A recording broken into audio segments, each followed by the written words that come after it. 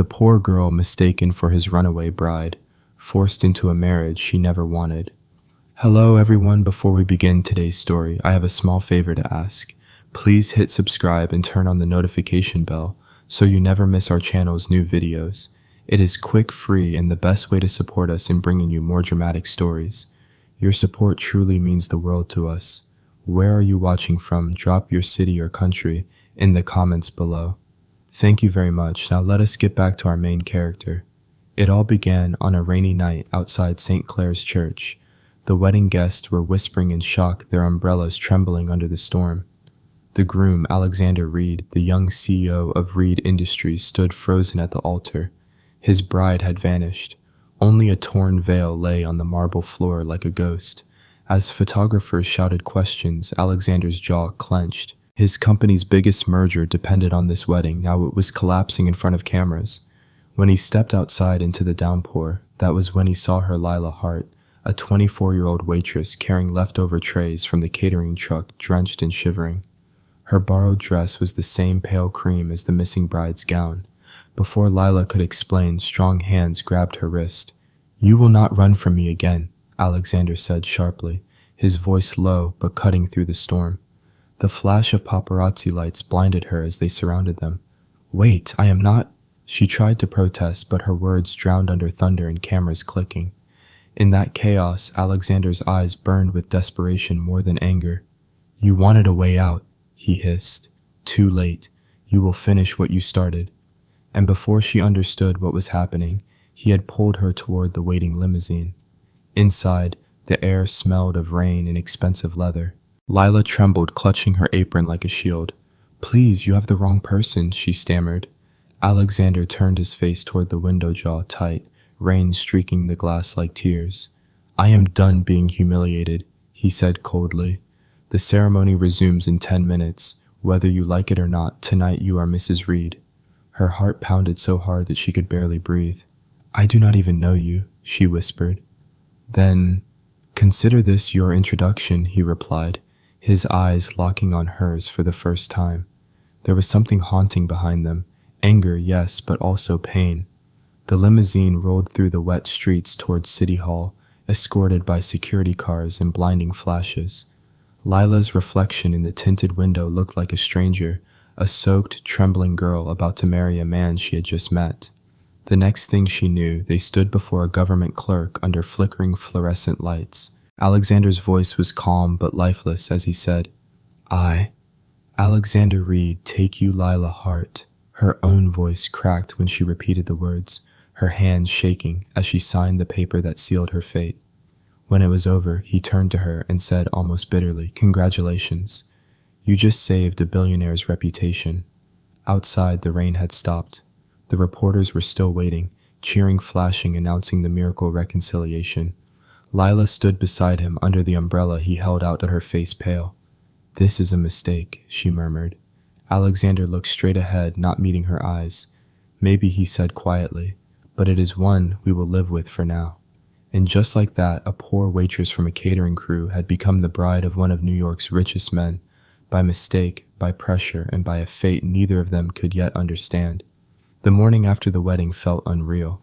The city outside the penthouse windows was still gray from the storm clouds hanging low over Manhattan. Lila stood in the middle of a room that looked more like an art museum than a home. White marble floors, glass walls, and silence so sharp it made her skin crawl. On the table beside her, a newspaper headline screamed, "Runaway bride returns. Alexander Reid secretly marries in private ceremony." Her stomach twisted. Every word was a lie, and yet her name was printed beneath his in bold black letters. The door opened behind her. Alexander entered in a tailored suit, already on a phone call, his tone clipped and cold. "Tell the board the wedding went through, no delays to the merger." He ended the call without glancing at her. "You cannot just pretend last night was real," she said, her voice trembling. He finally looked at her. "It is real enough for the cameras," he replied. "That is all that matters right now. I did not agree to this." He stepped closer, his expression unreadable. "You signed the papers. You said the vows. You are my wife on record, and I intend to honor that agreement until the storm passes. Agreement, she repeated, disbelief mixing with anger. You mean this marriage is just damage control for you? His jaw tightened. Do not act like a victim. Miss Hart, you are not the only one trapped here. My company, my reputation, they are all on the line because someone decided to run away minutes before the ceremony. Lila crossed her arms, trying to steady her breathing. I told you I am not her. He stared at her for a long moment, then exhaled. Maybe not, but right now the world thinks you are. And unless you want every news outlet digging into your past, you will help me keep it that way. Her heart pounded. And if I refuse, then I will make sure the press learns everything about a poor waitress who seduced a billionaire for money. Do not test me. The words hit like ice water. Lila felt her face drain of color. Why me? She whispered. Why not pay someone else to play your wife? He looked away, his voice lower now. Because you were there. Because you already looked the part when the cameras found us. And because you are the only one who did not ask for money that night. Something in his tone softened just a little, but she did not notice. All she could feel was the weight of a trap closing around her. Later that day, a sleek woman in a black suit arrived Alexander's assistant, Claire. Mr. Reid asked me to prepare the arrangement, she said, handing Lila a folder. Inside was a contract stamped with the company seal. Terms, the marriage would last 3 months. She would live in the Reid residence and attend 5 public events as his spouse. In return, all of her current debts would be cleared, and she would receive a modest payment at the end if she kept silent. Lila's hands trembled as she read. This is insane, she murmured. Claire's tone stayed professional. Sign it or the media will keep asking who you are. Mr. Reid believes this is the simplest way for both of you. That night, Lila sat alone in the guest suite overlooking the glittering skyline. The city lights blurred through her tears. She thought of her small apartment, the landlord pounding at her door, the job she had already lost because of the scandal. Maybe this was survival. Maybe she had no other choice. The door opened quietly. Alexander stood there, no jacket, now sleeves rolled up, eyes tired. He looked less like the ruthless CEO, and more like a man carrying something heavy inside. Have you decided? He asked. Lila swallowed. You said 3 months, and then it ends. Yes, he said. After that you will be free. She looked at the paper again, her signature line empty. Fine, she said softly, but I will not be your puppet. A corner of his mouth lifted something like a smirk, but it faded quickly. Fair enough. Just do not make me regret trusting you. He left without another word. When the door closed, Lila stared at the pen for a long time, her heartbeat echoing in the silence. Finally she signed. Outside, thunder rolled again over the city, as if warning her that freedom bought with signatures was never real. Inside that penthouse, the story of a fake marriage and a battle of pride and hearts had just begun. The next morning, the mansion came alive with noise staff, moving quickly, stylists unpacking gowns and photographers waiting outside the gates. The first public appearance of Mr. and Mrs. Reid had been announced. Lila stood in front of a full-length mirror, staring at the stranger looking back at her. The maid had pinned her hair into soft waves and zipped her into a pale champagne dress. Her reflection did not look like the waitress who served wine at weddings. She looked like someone pretending to belong. Claire, the assistant, handed her a small clutch and whispered, Remember, you are Mrs. Reid now. Keep your answers short and smile only when he does. Lila managed to nod, though her heart thudded painfully. Downstairs, Alexander was already waiting. He was adjusting his cufflinks sharp in a black tailored suit, every inch the perfect billionaire.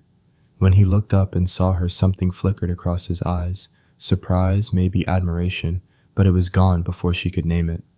You clean up well, he said dryly. Do you always give compliments like threats? She replied, without thinking. The corner of his mouth twitched. Just keep up the act, and we will both survive this. The car ride to the gala was silent except for the sound of rain beginning again against the windows. The city blurred by in streaks of light. Lila pressed her palms together in her lap, rehearsing answers in her head. Yes, it was love at first sight. No, we did not want a big ceremony. Every lie felt heavier than the last. When they arrived, flashes exploded from every direction. Reporters called out questions. Alexander wrapped an arm around her waist, guiding her through the chaos. Smile, he murmured through clenched teeth. She forced herself to, though the noise and lights made her dizzy. Inside the ballroom, chandeliers shimmered over hundreds of guests in evening gowns and tuxedos. Every eye turned toward them, the newlyweds.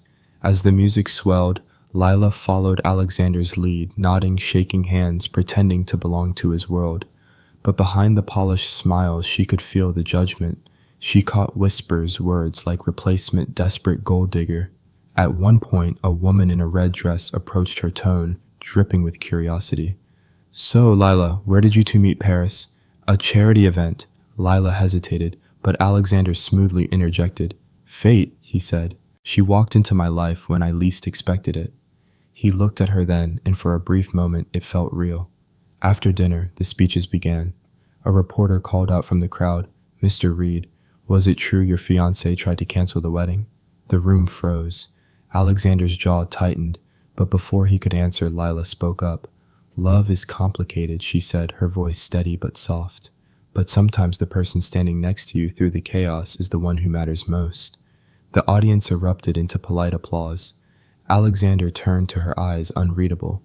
Later, when the music started and couples filled the dance floor, he leaned close and whispered, "You handled that well." "Maybe I'm better at pretending than you thought," she said. His lips curved slightly. "Maybe you are not pretending." Her pulse jumped. She looked away, trying to calm her breathing. The music changed slower now, and before she could protest, he took her hand and drew her closer. For a minute, the noise faded. She could feel his heartbeat through the fabric of his suit, steady and controlled. His cologne mixed with the scent of rain. It was supposed to be an act, but something in the air shifted, something neither of them could name. When the song ended, applause broke out again, pulling them apart. Alexander stepped back, his expression carefully blank. "You did well tonight," he said. "The media will calm down now." "Glad I could help your image," she replied, the bitterness in her voice sharper than she intended. He met her gaze, and for the first time there was a hint of guilt. "This was never meant to hurt you," he said quietly. But before she could respond, Claire appeared at his side. "Mr. Reid, the board members are waiting." He gave a curt nod, then turned and walked away, leaving Lila alone beneath the golden lights. She stood there, surrounded by laughter and music, yet she had never felt more out of place. The ring on her finger gleamed under the chandelier, a symbol of a lie that had somehow begun to feel too heavy to carry. Outside, the rain fell harder. She slipped out to the balcony, breathing in the cold night air.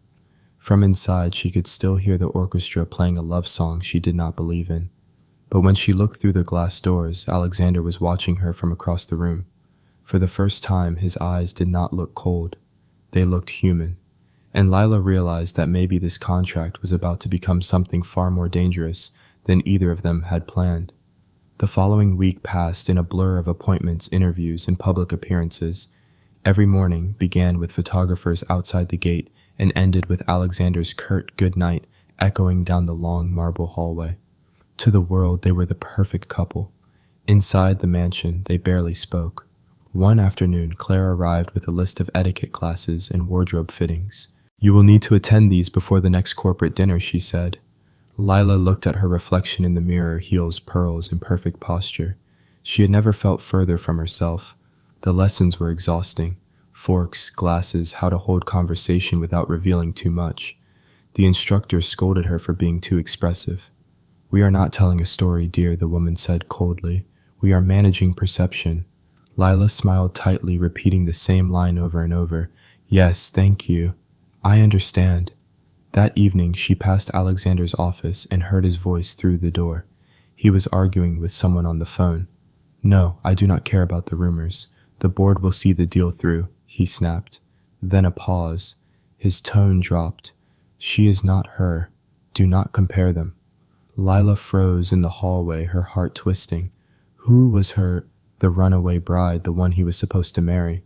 She stepped back quietly before he noticed.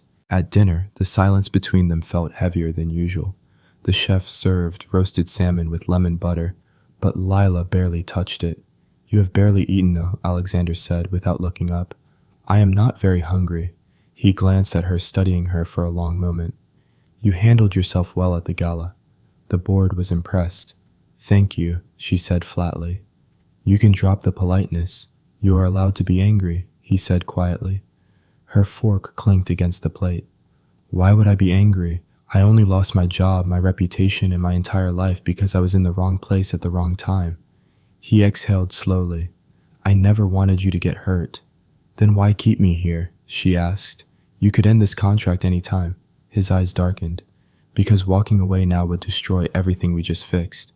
The tension broke when he received a message on his phone. He read it, jaw tightening, and stood. I have to go.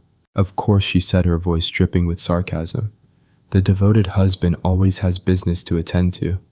Hours later, she found herself wandering the quiet mansion, drawn by the faint sound of piano music.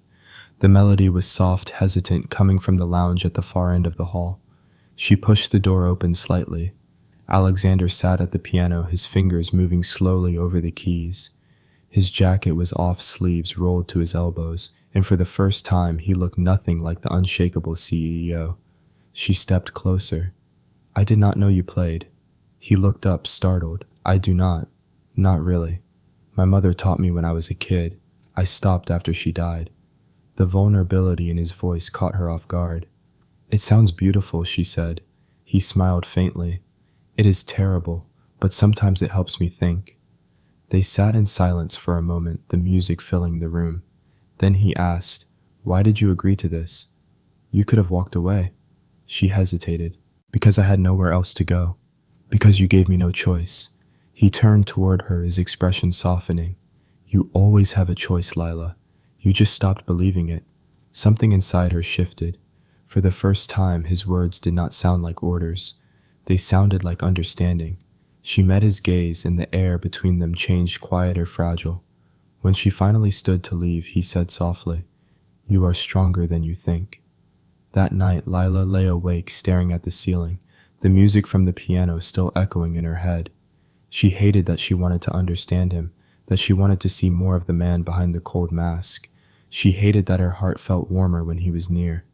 Down the hall, Alexander sat in the dark, staring at the same contract that bound them together. For the first time, he wondered if he had made a mistake, not in forcing her to stay, but in letting her matter. The city lights glimmered against the rain-streaked windows, and somewhere between the silence and the storm, two people trapped in a lie began to feel something dangerously close to truth. 2 weeks later, Alexander and Lila were invited to attend a charity gala organized by one of his company's biggest partners.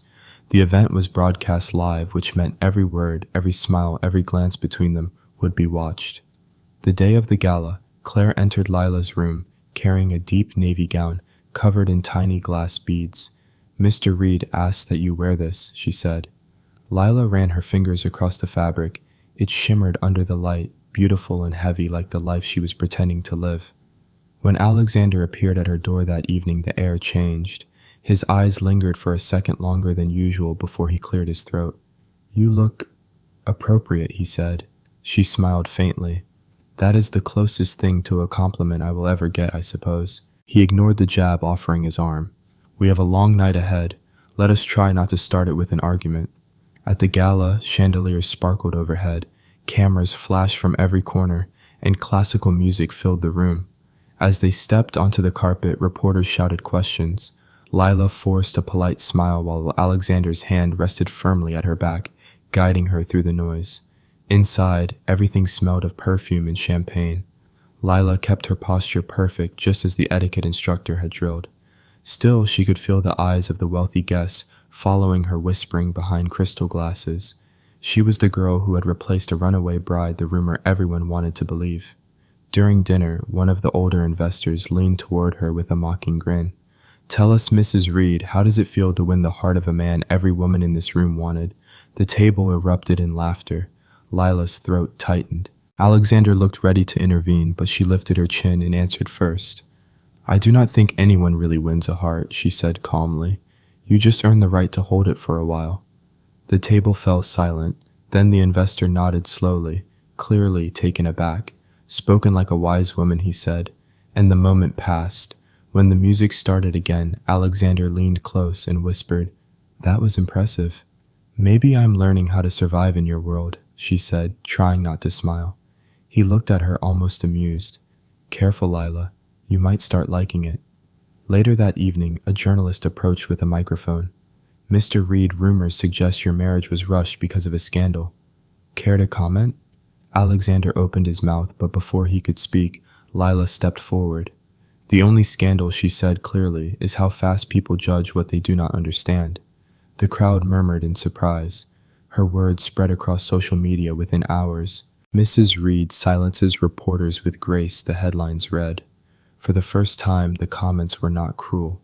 People called her authentic brave, different from the usual faces at Alexander's side. In the limousine ride home, silence hung between them again, but a different kind of silence. It was no longer filled with anger, but tension that neither wanted to name. Rain tapped softly against the windows. You did not have to defend me, Alexander said quietly. I was not defending you, she replied. I was defending myself. He turned to her, then his voice softer. Either way, you saved us both tonight. For a moment, the space between them shrank. The city lights reflected in his eyes, and she felt something shift again, something unspoken dangerous. When they returned to the mansion, she started to head upstairs, but his voice stopped her. Lila, he said. She turned. Thank you, he said simply. No arrogance, no control, just gratitude. She nodded, unsure how to answer, then disappeared down the hall. Later that night, she found herself on the balcony, the city glittering below. Her phone buzzed with messages from old coworkers and even her landlord. They had seen the video and apologized for believing the worst. For the first time in weeks, she felt a small flicker of peace. Across the hall, Alexander stood by his window watching the same skyline. He replayed her words, her calm defiance, the way she faced the crowd with dignity he could not fake. He realized she had done more for his reputation in one night than any press conference ever could. But it was not about reputation anymore. He could not stop thinking about her smile, about how she looked when she believed no one was watching. As the city drifted to sleep beneath them, both of them stood in their separate rooms, wondering the same thing. When had this lie begun to feel so real? The days after the gala felt quieter. The tabloids had stopped mocking their marriage. The photographs of Alexander and Lila smiling together had gone viral, and people began to call them the couple who beat the odds. But behind the closed doors of the mansion, the truth was still complicated. Lila tried to focus on her daily lessons, how to manage small talk, how to host charity luncheons, how to stand beside Alexander without looking overwhelmed. Yet she could not deny that something between them had changed since the gala. His tone was softer, his eyes less guarded. He had even started joining her for breakfast, a silent ritual that somehow felt comforting. One morning, as sunlight poured into the kitchen, Lila poured coffee into 2 mugs. Do you ever get tired of pretending? She asked quietly. Alexander looked up from the newspaper.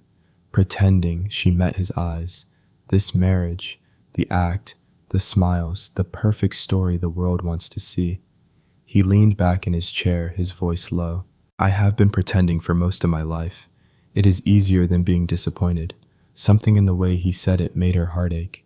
She wanted to ask more, but he folded the paper and stood. We have a board dinner tonight. Try to get some rest.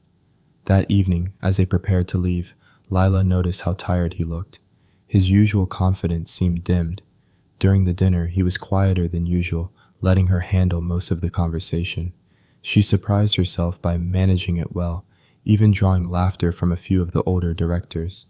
When they returned home, the house was silent again. Lila excused herself to the garden terrace, craving fresh air. She sat by the fountain, the city skyline glowing in the distance. Moments later, Alexander joined her, holding 2 glasses of wine. You were impressive tonight, he said, handing her one. Thank you, she said. You look like you wanted to be anywhere else. He gave a half smile. I hate these dinners. Everyone pretending to care while calculating what they can gain. Lila studied him in the dim light. You sound lonely, Alexander. He was silent for a long time before answering. Lonely is the price of power. You stop knowing who truly means what they say. Then why marry into more lies? She asked softly. He looked at her, his eyes darker now. Because at least with you the lie feels honest. Her breath caught. For a moment neither of them moved.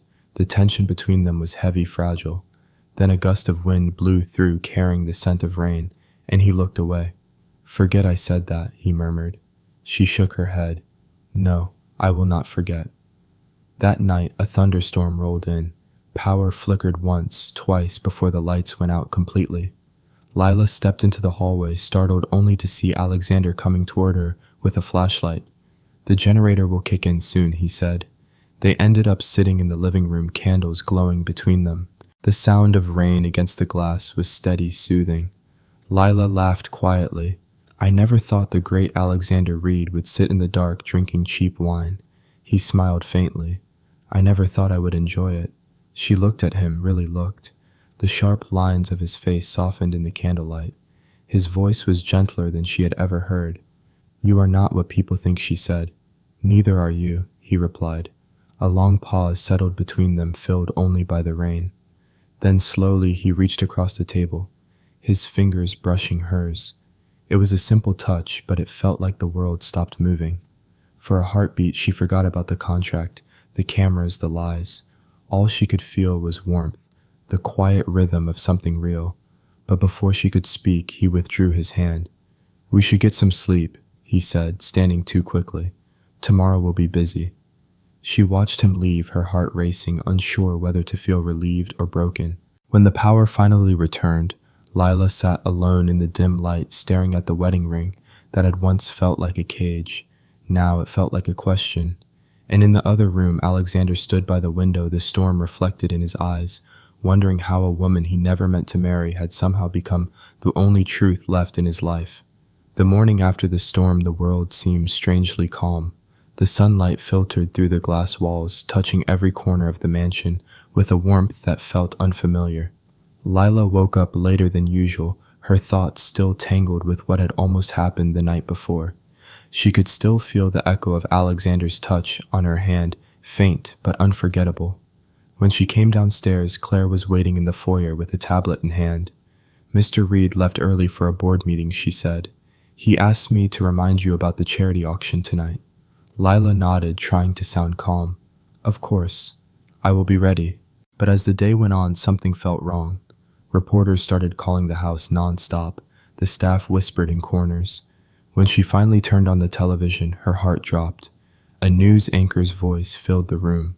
"Sources confirmed that Alexander Reid's recent marriage may have been fabricated to protect his company's image after the original bride socialite Vanessa Hale disappeared before the ceremony." Lila's face went pale. Photos of her and Alexander at the gala flashed across the screen, followed by one headline after another. "The fake Mrs. Reid, runaway bride scandal deepens." The phone in her hand buzzed with messages. Former co-workers, old acquaintances, all asking if the rumors were true. She felt sick. When Alexander returned that evening, she was waiting in the living room, her arms crossed tightly. "Did you know this was coming?" she demanded. He hesitated, which told her everything. "We were trying to stop it," he said. "Someone leaked the contract. I do not know who yet. You promised this would be temporary," she said, her voice trembling. "That no one would get hurt." "I am trying to protect you," he replied firmly. By lying again, she shot back. "The entire world thinks I tricked you into marriage. Do you have any idea what that does to me?" His expression softened, guilt flickering across his features. "Lila, listen." "No," she interrupted. "You listen. I lost everything because of this, and now I cannot even walk outside without being called a fraud." Silence filled the space between them. Then she said quietly but clearly, "I am leaving." He stepped forward, panic breaking through his calm facade. "If you walk out now, they will tear you apart. The press will not stop until you are ruined." Maybe, she said, tears stinging her eyes, but at least I will not be living a lie anymore. She turned toward the stairs, but his voice stopped her. It was not all a lie. She froze. His voice was lower now, raw. "I do not know when it happened, but somewhere between the contract and the chaos, I stopped pretending." Lila's heart clenched. For a moment she almost turned back, but then she remembered the headlines, the whispers, the way her name had become a scandal. She shook her head. "It is too late, Alexander." She packed her things that night, under the quiet hum of the city. The diamond ring he had placed on her finger lay on the nightstand, cold against the marble. By dawn, she was gone. When Alexander woke, the mansion was silent again. On the table near the piano, he found the ring wrapped in a small piece of paper. One line was written in her handwriting, I only ever wanted the truth. He stood there for a long time staring at the note, the sound of the piano still echoing in his mind. For the first time, the man who had built an empire felt powerless. The one person who had seen the real him was gone, and all the wealth in the world could not bring her back. 3 days passed after Lila left, but for Alexander it felt like years. The mansion that had once been filled with constant activity now echoed with silence. He tried to bury himself in work, but every meeting, every phone call felt meaningless. Every time he closed his eyes, he saw her face the night she walked away. The news had turned vicious. Headlines screamed about the fake marriage, the scandal that fooled the city, and the waitress who played the millionaire. His company's stock began to drop. Investors were demanding explanations, and even his most loyal staff avoided his gaze. Claire approached him one evening, a look of quiet concern in her eyes. "Sir, the Foundation's annual press conference is tomorrow. You could address the rumors publicly. It may be your only chance to end this properly." Alexander stared at her for a long time. Then he nodded. "Prepare everything, and send an invitation to Lila Hart." Claire blinked.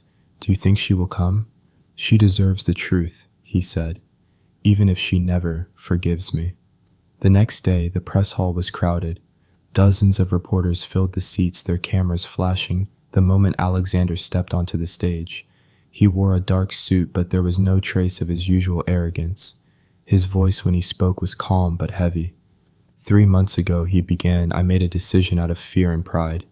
I forced someone innocent into a situation she did not deserve. I told myself it was for the good of the company, but it was never about business. It was about saving face, and in doing so, I destroyed the one person who showed me what honesty truly looks like. The room went silent. He continued, "Yes, our marriage began as a contract, but the woman the world mocks as a fraud is the only genuine thing I have ever known." Gas rippled through the crowd. Reporters started shouting questions, but Alexander raised a hand. "There is a video I would like you all to see." The large screen behind him came to life, showing footage no one had ever seen. It was from the night of the first scandal, the moment outside the church when he shielded Lila from the paparazzi with his coat. The video showed his face as he whispered, "I will fix this, I promise." When the lights came back on, his voice broke slightly. "I failed to keep that promise, but I intend to make it right." At the back of the room, unnoticed until then, Lila stood near the exit.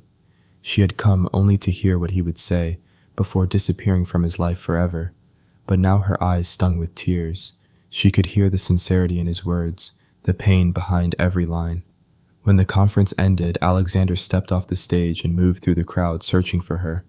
For a moment he thought she had already left, but then he saw her standing by the doorway, small and hesitant. He walked toward her slowly. "You came," he said softly. "I was not sure I should," she admitted. "I meant every word he said. I cannot change what I did, but I can tell the truth now. You never lied to anyone. I did." Lila looked at him, her eyes glistening. "Why now, Alexander? Why, after everything?" "Because losing you made me realize that a reputation is nothing without integrity. And love," he paused, his voice unsteady, "love means nothing if it is built on lies." For a moment, neither of them spoke. The noise of the crowd faded, leaving only the sound of her breath. Then she said quietly, "You finally told the truth." He nodded his eyes, never leaving hers. "And I will keep telling it every day if it means I can earn your forgiveness." She hesitated, torn between the pain of the past and the warmth in his voice. Then she turned to leave, but this time she did not walk away in anger. Outside, the wind carried away the last of the headlines. Inside, for the first time, Alexander felt something close to peace. The truth was finally free, and now all that was left was whether love could find its way back. 2 months later, spring returned to the city. The last traces of the scandal had faded from the news, replaced by newer stories and newer faces. But for Lila, the quiet had become her favorite sound. She had moved into a small apartment above an art studio in Brooklyn, spending her days helping organize a charity exhibition for women who had lost their jobs because of media scandals. She had not seen Alexander since the press conference. His confession had gone viral, changing public opinion overnight. The world that once mocked her now sent messages of apology, calling her the woman who made a billionaire tell the truth. But even with the sudden wave of sympathy, she did not feel victorious. She felt empty, like something unfinished still waited at the edge of her heart. One evening, as the gallery prepared for its grand opening, Lila checked the final decorations. The sign above the entrance read, "The Hope Within," presented by the Reid Foundation. She froze at the name. Claire approached her with a gentle smile. "He wanted the exhibit to carry your vision," she said. "He just asked that you did not turn him away if he came tonight." Lila's pulse quickened. She wanted to be angry, but part of her already knew he would come. At sunset, the guests began to arrive. The small art space glowed under soft golden lights. Near the center of the room stood a canvas that Lila had painted herself, abstract swirls of blue and gold titled Freedom. People whispered about its meaning, but she only smiled. Then she saw him. Alexander stood quietly near the back, dressed simply in a black suit. No press, no cameras, just him. Their eyes met across the crowd. For a long moment, no one else existed. He walked toward her slowly, stopping just a few feet away. "You did all this," he said, looking around. "It is beautiful. It is not mine alone," she replied softly. "It belongs to everyone who survived being judged." He nodded, his expression thoughtful. "You once told me you only wanted the truth. That is what this feels like, truth turned into something living." They stood in silence for a while. Then he reached into his pocket and pulled out a small velvet box. Lila's breath caught. Alexander. He opened it to reveal the same ring she had left behind months ago, but the diamond had been replaced by a simple band engraved with 2 words, "No contract." "This time," he said quietly, "there are no signatures, no cameras, no deals. Just me asking you to stay, not because I need to fix a scandal, but because I finally understand what love is supposed to mean." Tears welled in her eyes. The crowd around them seemed to fade as she whispered, "I do not want promises you cannot keep." He smiled gently. "Then I will only promise this. I will spend every day proving that I am the man you believed I could be." For a long heartbeat, she said nothing. Then she reached for his hand and closed the box softly. "You already are." Applause rippled from somewhere in the crowd, though neither of them had noticed. Outside, the city lights flickered like falling stars through the gallery windows. Later that night, as they stepped out into the cool air, Alexander took her hand again, not as part of a contract, but as a choice. She looked up at him and smiled. "Do you think people can really start over?" she asked. He squeezed her hand. "I think we already have." And for the first time since that stormy night outside the church, Lila Hart felt that her story was not one of mistakes anymore, but of forgiveness. The fake marriage had ended, but what began that night was something far more real: love freely chosen, and the quiet redemption of 2 hearts learning to belong again.